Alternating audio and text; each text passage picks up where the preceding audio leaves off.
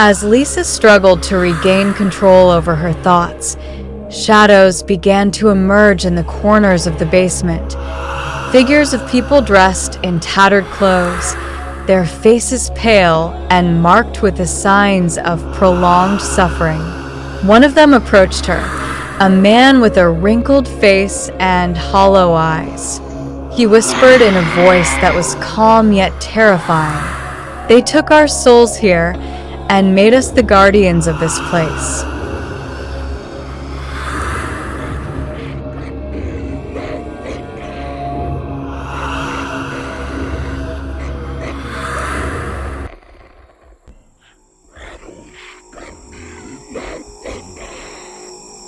Then he pointed to a spot in the corner of the basement where I discovered a small secret door.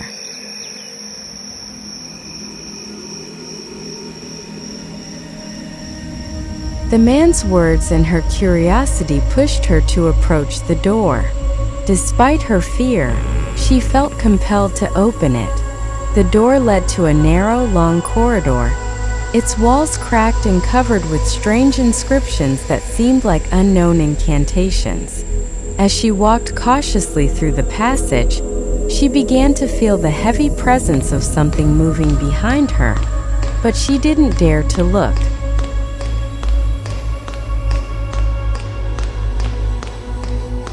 With every step she took, clearer images flowed into her mind, as if the place itself was communicating with her. She saw scenes of people being led into this corridor, their screams choked and their eyes filled with despair and fear. She couldn't bear those visions any longer and began to feel dizzy, but something compelled her to keep going.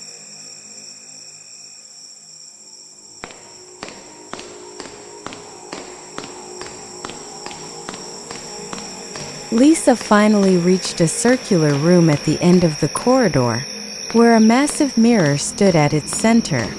The mirror was surrounded by ancient carved stones, and in front of it were old candles still burning, as if they had been lit for years. As she approached, she saw faces appearing in the mirror. Distorted faces, screaming and moving behind the glass surface, as if they were souls trapped inside.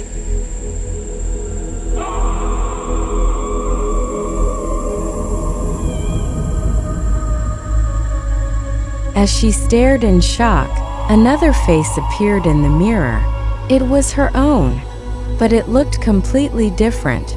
Her eyes were pitch black, her face pale, and an eerie smile stretched across her features. She tried to step back, but the mirror pulled her with a mysterious force, and all she could see was that strange, haunting face.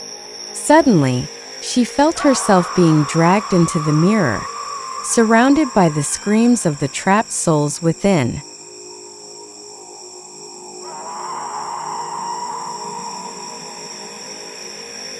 Lisa fell to the ground in front of the mirror, but she was no longer in the same place she had entered.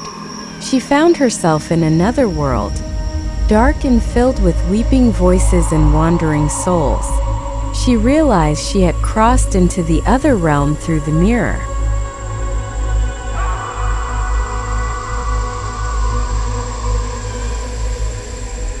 Lisa stood in that dark world, feeling a chilling cold coursing through her body, as if her very life was slowly being drained.